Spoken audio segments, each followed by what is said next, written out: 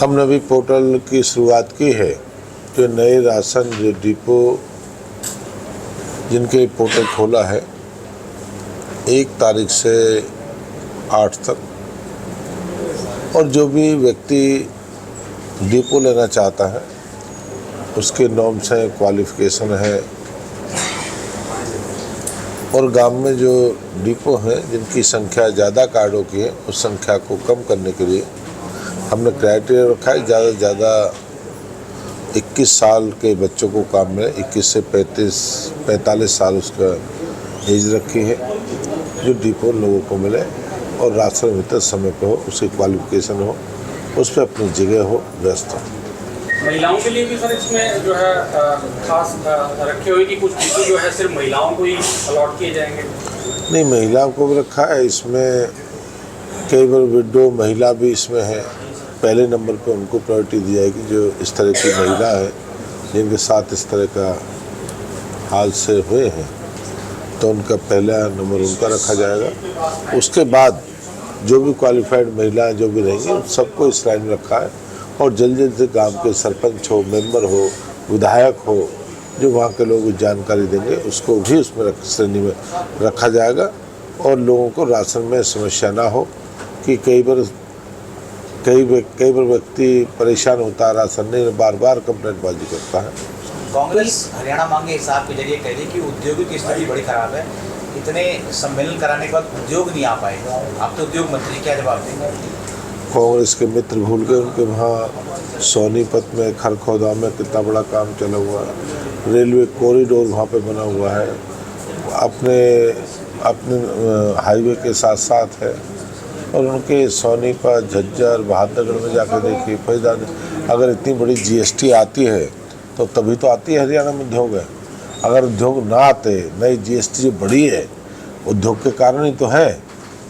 तो कांग्रेस के मित्र याद दिलाते फिर भूल जाते हैं, क्यों हम उनको बार बार याद दिला रहे हैं फिर भूल जाते हैं। कि कई बार मेरे मित्र हैं जो कांग्रेस के, वो होश में हवास खो बैठे हैं। बार बार याद दिलाना, बार बार उनको कहना, एक ही रट उनके सामने राज बनाएंगे। राज उनको मिलने वाला नहीं है। 14 मिला नहीं, 19 मिला, 24 मिलने वाला नहीं। तो उसको क्या है कि वो तो उनका इलाज नहीं है ऐसे लोगों। एक सवाल और उन्होंने खड़ा किया, राज्यसभा सदस्य रामचंद्र जांगड़ा को लेकर उन्होंने कहा कि नर्सों को लेकर के जो राज्यसभा में बयान दिया वो सही नहीं था, नर्सों के खिलाफ ऐसी टिप्पणी नहीं करनी चाहिए। आप किस नजरिए से देखते हैं उनके बयान?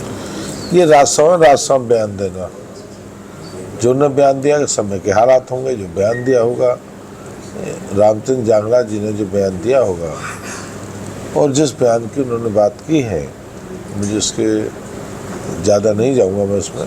मेरा ही कहना है कि कांग्रेस के मित्र को विपक्ष की भूमिका निभानी चाहिए, इस तरह के बयानबाजियों में नहीं पड़ना चाहिए। 24 फसलों पे एमएसपी की जो है हरियाणा सरकार ने कहा है कि जो सबसे ज़्यादा फसल जो एमएसपी पे हरियाणा सरकार खरीद रही है, किस तरह देखते हैं इस घोषणा को या इस तरह की व्यवस्था को? नहीं, हरियाणा पहला प्रदेश है जिसमें जो फसलों पे 24 फसलें हैं, और जहाँ एमएसपी रेट पे खरीद जाएंगी। पहले 14 थी, 10 और हैं।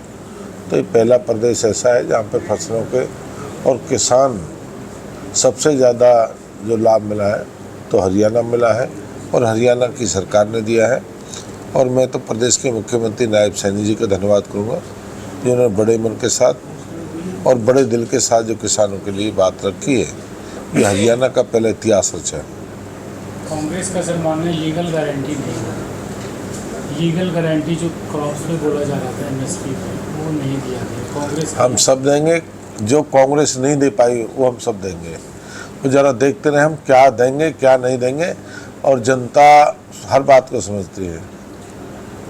एक सवाल और सर, तमाम कर्मचारी जो है सरकार के खिलाफ धरने बैठे हैं, चाहे वो नर्स हो गए, चाहे दूसरे भी और भी कर्मचारी, सब कर्मचारी संघ हरियाणा ने भी आह्वान किया है कि, और भारतीय जनता पार्टी की जो या आरएसएस की एक इकाई है बीएमएस, वो भी कह रहे हैं कि सरकार हमारे मांगे नहीं मान रही। तो कर्मचारियों के जो यूनियन के नेता, उनके तालमेल में कहाँ कमी आ रही है सर? नाराज नहीं है, मांगने का हक है, अधिकार है, और कर्मचारियों को पता है कि बीजेपी की सरकार है, जब मांगेंगे तो मिलेगा। और कभी नाराज़गी ये नहीं करा भाई हम नाराज़ हैं, उनको देने के लिए बहुत कुछ है। और जो कर्मचारियों के जो अधिकार है उसको सरकार देगी, उनके हक है उसको मिलेगा उनको। ऐसा नहीं है कि भाई बीजेपी सरकार भाई कर्मचारी विरोधी है, कर्मचारियों हक में नहीं है। और कर्मचारी हक में जो भी फैसला होगी सरकार उनके हक में अवश्य करेगी और उनके हक को कभी रखेगी नहीं। सर, दीपेंद्र हुड्डा ने कहा कि फरीदाबाद सबसे ज़्यादा टोल जो है, सबसे ज़्यादा टैक्स जो है वो देता है। 5 तरफ से जो है वो टोल टैक्स फरीदाबाद वासियों से जो है वो वसूले जाते हैं, लेकिन उनके लिए किसी तरीके का कोई भी काम जो है वो नहीं किया गया। देखो, जो जिस समय रोडें बनी हैं, टैक्स की बात हुई, उस समय क्या रहा क्या नहीं रहा उसकी जानकारी मुझे पता नहीं। पर जो भी है कानून में है कि फरीदाबाद के चारों तरफ हाईवे भी फरीदाबाद के साथ है, स्टेट वे भी है, एक्सप्रेस रोड भी फरीदाबाद के साथ है। जब बड़े बड़े हाईवे की सुविधा लेंगे तो टैक्स देना पड़ेगा। फरीदाबाद नगर निगम के 200 करोड़ के घोटाले पर जो है वो सरकार चुप्पी साधे हुई है।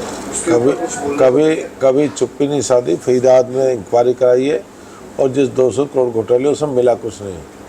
खोदा पहाड़ निकली चुई है। जो भी 6-7 करोड़ जो ठेकेदार का मिला है उसे कार्रवाई है। लोग जेल लोग आए हैं। जो जेल नाम लेना बड़ा आसान है पर निकालना बड़ा मुश्किल है।